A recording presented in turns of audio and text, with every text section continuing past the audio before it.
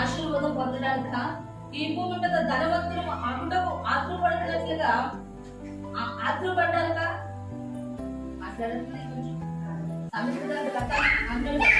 ధనవంతులకు మీరు ఆత్రపడతా ఉన్నారు అంటే ఆశపడతా ఉన్నారు.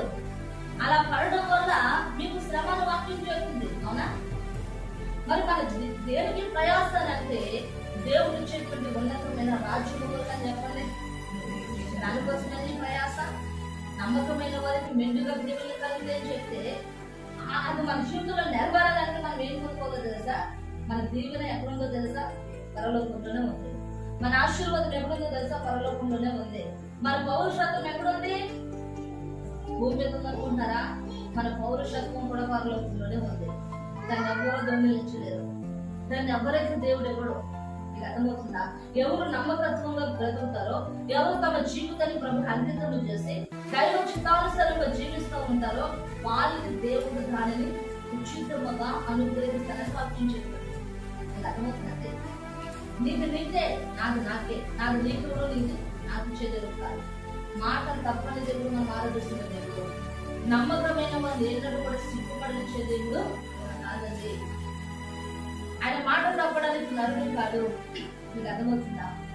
మాట తప్పడానికి నరుడు కాదు. గమనించండి.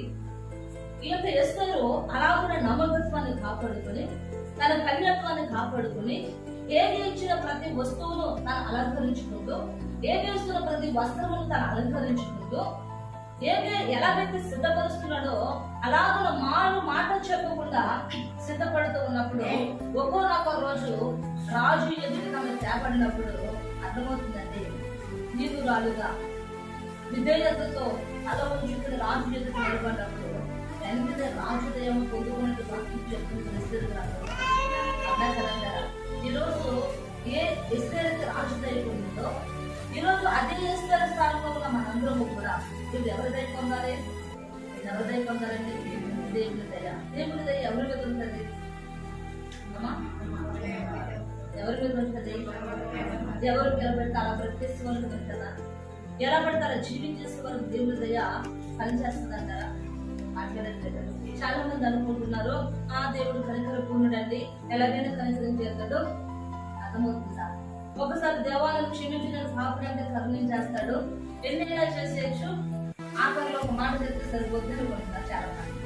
అంతలాగా అనుకుంటే మరి ఇంతగా ప్రయాసపడడం ఎందుకు? ఇంత నష్టపోవడం ఎందుకు? ఇంత ఆశలు చంపుకోవడం ఎందుకు? ఇది అర్థమవుతుందా? 2 సంవత్సరాలుగా ఎందుకు తిప్పబడాలి? నీవు అనుకున్న